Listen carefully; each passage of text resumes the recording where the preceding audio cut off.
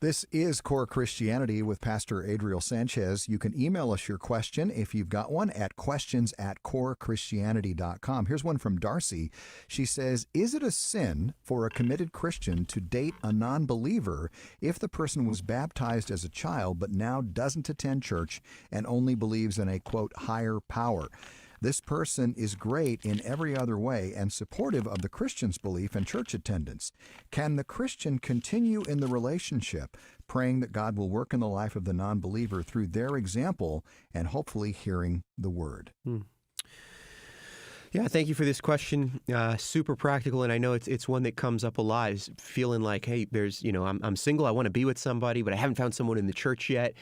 And I did find this person outside of the church who seems to be, respectful to my beliefs. They're not trying to pull me away from God.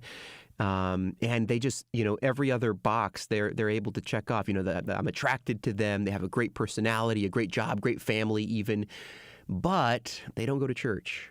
And maybe they believe in a higher power. Maybe they were baptized at some point, which is what you said. But they don't profess faith in Jesus Christ now. I would say don't involve yourself in a romantic relationship with that person. If you're a Christian, it's so important for us that we're with someone who shares our love for the Lord and for His Word. Throughout the Old Testament, how often did God tell His people not to intermarry with the people of the land? Why? Because He was concerned that their hearts would be drawn away from the true worship of Yahweh. Well, under the New Covenant, we're called to pursue relationships and marry with those who are in the Lord. That is not just somebody who, I was baptized or I said a prayer many years ago, now I don't go to church and, believe in a higher power. No, this is someone who has a vital relationship with Jesus Christ, who, yes, is baptized, but is also a member of a local church, who prioritizes the worship of God and the people of God. I think that's what you want more than anything else. And so don't settle for less than that, I would say. You want this to be the priority in your life, too.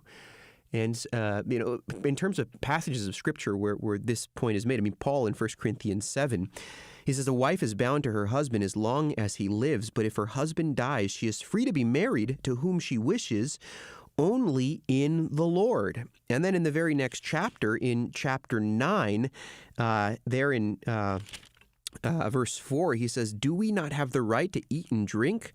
Do we not have the right to take along a believing wife, as do the other apostles and the brothers of the Lord and Cephas?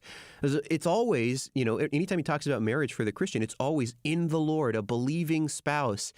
And again, in 2 Corinthians, he talks about not being unequally yoked with unbelievers.